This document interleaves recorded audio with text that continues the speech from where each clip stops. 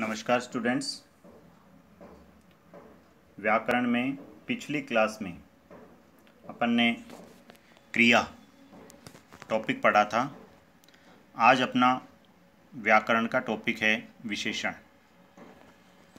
Board परीक्षा में क्रिया और विशेषण इन दोनों टॉपिक्स में से किसी एक में से एक प्रश्न पूछा जाता है और 2 नंबर का वो प्रश्न होता है। मान लीजिए यदि क्रिया में से पूछा तो एक प्रश्न क्रिया में से आ जाएगा, वो 2 नंबर का होगा, और विशेषण में से पूछा तो विशेषण में से भी 2 नंबर का। दोनों में से किसी एक में प्रश्न पूछ सकते हैं। यह भी हो सकता है कि 1 नंबर का प्रश्न क्रिया में से पूछ ले और 1 नंबर का प्रश्न जो है वो विशेषण में से पूछ ले। इसलिए ये दोनों टॉपिक अपने को पढ़ना जरूरी है। विशेषण, संज्ञा, सर्वनाम, विशेषण, ये सब आपने पूर्व की कक्षाओं में पढ़े हैं। इसमें विशेषण की परिभाषा के साथ साथ विशेषण के प्रकार का अध्ययन हम करेंगे। विशेषण की परिभाषा देखिए, वे शब्द जो किसी संज्ञा या सर्वनाम शब्द की विशेषता बतलाते हैं उन्हें विशेषण कहते हैं। 1 नंबर का मान लीजिए प्रश्न आ जाए कि विशेषण किसे कहते हैं, तो आप लोगों को ये परिभाषा लिखनी है। और यदि ऐसा प्रश्न आए कि विशेषण किसे कहते हैं उदाहरण सहित बताइए, तब आपको एक उदाहरण देना है। जैसे नीला आकाश, छोटी लड़की, दुबला आदमी, कुछ पुस्तकें। ठीक है, इनमें नीला, छोटी, दुबला, कुछ, ये जो शब्द है ये विशेषण शब्द है जो आकाश, लड़की, आदमी, पुस्तकें आदि संज्ञाओं की विशेषताओं का बोध कराते हैं। जैसा इसकी परिभाषा में हमने देखा कि संज्ञा या सर्वनाम शब्द की विशेषता बताने वाले शब्दों को विशेषण कहा जाता है। तो अपने पास उदाहरण है नीला आकाश। आकाश शब्द संज्ञा है, इसकी विशेषता है कि वो नीला है। एक शब्द होगा वो संज्ञा या सर्वनाम में से होगा और दूसरा शब्द जो है उसकी विशेषता बताएगा, उसे विशेषण कहते हैं। अब देखिए, अतः विशेषण बतलाने वाले शब्द विशेषण कहलाते हैं। वहीं पर विशेषण पद जिस संज्ञा या सर्वनाम की विशेषता बताते हैं उसे विशेष्य कहते हैं। यानी संज्ञा और सर्वनाम को तो विशेष्य कहते हैं और संज्ञा और सर्वनाम की जो विशेषता बताते हैं उसको विशेषण कहा जाता है। इन उदाहरणों में आकाश, लड़की, आदमी, पुस्तकें, ये सब विशेष्य है। विशेष्य का अर्थ है संज्ञा या सर्वनाम। विशेषण 5 प्रकार के होते हैं। पहला प्रकार है गुणवाचक विशेषण, यानी संज्ञा और सर्वनाम के गुण दोषों के बारे में बताने वाले शब्दों को गुणवाचक विशेषण कहा जाता है।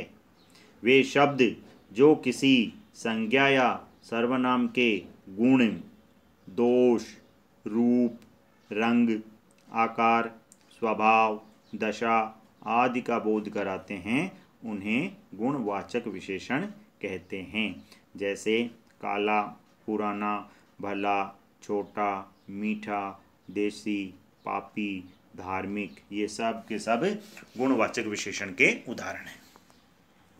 दूसरा है विशेषण का प्रकार संख्यावाचक विशेषण। वे विशेषण शब्द जो किसी संज्ञा या सर्वनाम की निश्चित या अनिश्चित संख्या, उसका क्रम, उसकी गणना आदि का बोध कराते हैं उन्हें संख्यावाचक विशेषण कहते हैं। ये 2 प्रकार के होते हैं, एक तो निश्चित संख्यावाचक और एक अनिश्चित संख्यावाचक। निश्चित संख्यावाचक में देखिए गणनावाचक आ गए 1, 2, 3, 4, 5, जितनी भी गिनती में से कोई सा भी शब्द आ सकता है। क्रमवाचक में पहला, दूसरा, चौथा, 8वां, 10वां, 20वां, 40वां। आवृत्तिवाचक, आवृत्ति का मतलब होता है कोई चीज़ रिपीट होना, 2 गुना, 4 गुना, 8 गुना, 10 गुना, 15 गुना। समुदायवाचक दोनों, तीनों, चारों, सातों, 10, 20। और दूसरा प्रकार है अनिश्चय संख्यावाचक। कई, कुछ, सब, बहुत, थोड़े, ये अनिश्चय संख्यावाचक विशेषण के उदाहरण हैं। तीसरा विशेषण का जो प्रकार है वो है परिमाणवाचक। वे विशेषण जो किसी पदार्थ की निश्चित या अनिश्चित मात्रा, उसका परिमाण, नाप, तोल आदि का बोध कराते हैं, उन्हें परिमाणवाचक विशेषण कहते हैं। ये भी दो प्रकार के होते हैं, निश्चित परिमाणवाचक और अनिश्चित परिमाणवाचक। परिमाण का मतलब होता है नाप, माप, तोल, जैसे 2 मीटर, 5 किलो, 7 लीटर। और अनिश्चित, निश्चित परिमाणवाचक में है थोड़ा, बहुत, ज़्यादा, अधिक, जरा सा, सब। अब देखो, कुछ और सब, बहुत, ये सब अनिश्चित संख्यावाचक में भी आए थे, लेकिन वहाँ सब काउंटेबल थे, उनको गिना जा सकता है। जबकि परिमाणवाचक में जिन चीज़ों को मापा या तोला जाता है वही आते हैं। जैसे थोड़ा दूध, थोड़ा जो शब्द है वो परिमाणवाचक का बोध कराएगा। जबकि सेंटेंस आ जाए कि कक्षा में थोड़े विद्यार्थी हैं, तो वहाँ पर ये अनिश्चित संख्यावाचक विशेषण होगा। चौथा विशेषण का प्रकार है वो है संकेतवाचक विशेषण, जिन्हें सार्वनामिक विशेषण के नाम से भी जाना जाता है। वे सर्वनाम शब्द जो विशेषण के रूप में किसी संज्ञा या सर्वनाम की विशेषता बताते हैं, उन्हें संकेतवाचक या सार्वनामिक विशेषण कहते हैं। जैसे इस गेंद को मत फेंको, ये जो इस शब्द है ये संकेतवाचक विशेषण है। उस पुस्तक को पढ़ो, वह कौन गा रही है, वाक्यों में इस, उस, वह आदि संकेतवाचक विशेषण के उदाहरण हैं। पांचवा जो विशेषण का प्रकार है वो है व्यक्तिवाचक विशेषण। वे विशेषण जो व्यक्तिवाचक संज्ञाओं से बनकर अन्य संज्ञा या सर्वनाम की विशेषता बताते हैं, उन्हें व्यक्तिवाचक विशेषण कहते हैं। ये विशेषण जो है ये व्यक्तिवाचक संज्ञाओं से बनते हैं। जैसे व्यक्तिवाचक संज्ञा है जोधपुर, तो जोधपुर से बना जोधपुरी। व्यक्तिवाचक संज्ञा है बनारस, तो बनारस से बना बनारसी। व्यक्तिवाचक संज्ञा है बीकानेर, बीकानेर से बना बीकानेर। ठीक है। कुछ विद्वान विभागवाचक विशेषण के उल्लेख करते हैं, जैसे प्रत्येक, हर आदि। बाकी आपको 5 ही याद करने हैं, 5 ही आपको लिखने हैं। विशेषण की अवस्थाएं, विशेषण की तुलनात्मक स्थिति को अवस्था कहते हैं। एक छोटा प्रश्न 1 नंबर का ये भी हो सकता है, विशेषण की अवस्था किसे कहते हैं? तो विशेषण की तुलनात्मक, कंपेयर जहाँ पर किया जाता है, यदि ऐसी स्थिति है तो उसको अवस्था कहते हैं। जैसे मान लीजिए मोहन अच्छा लड़का है, ठीक है, मोहन सोहन से अच्छा है, तो यहाँ 2 में कंपेयर कर दिया।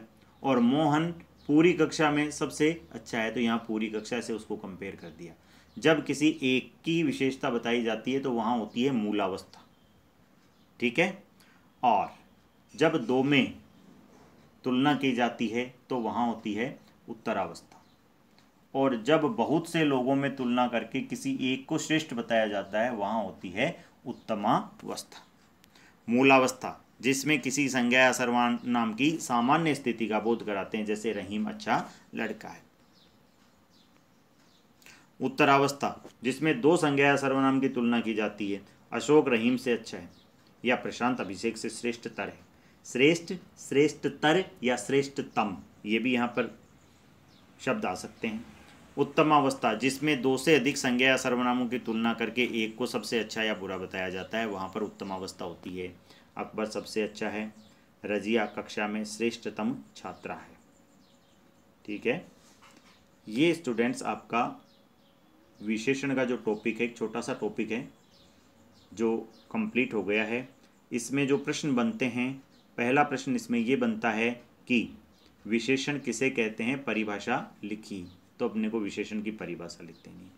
अब अपन ने जितने भी विशेषण के भेद पढ़े हैं वहाँ से भी प्रश्न आ सकते हैं कि व्यक्तिवाचक विशेषण किसे कहते हैं, उदाहरण सहित बताओ। संख्यावाचक विशेषण किसे कहते हैं, उदाहरण सहित बताओ। परिमाणवाचक विशेषण किसे कहते हैं, उदाहरण सहित बताओ। तो इनको एक एक को भी पूछा जा सकता है। ठीक है। या एक प्रश्न ये भी पूछ सकते हैं कि विशेषण किसे कहते हैं, विशेषण के कितने भेद होते हैं। तब अपने को विशेषण की परिभाषा लिखनी है और जो भेद है 5 इनको एक एक लाइन में बस लिखना है, 1 नंबर, 2 नंबर, 3 नंबर, 4, 5 और 6। इसमें अपने को इनको डिफाइन नहीं करना है। तो स्टूडेंट्स ये आपका एक टॉपिक है जो कंप्लीट हो गया है। एक बार फिर आपको बताऊं, क्रिया और विशेषण ये दोनों एक ही टॉपिक है।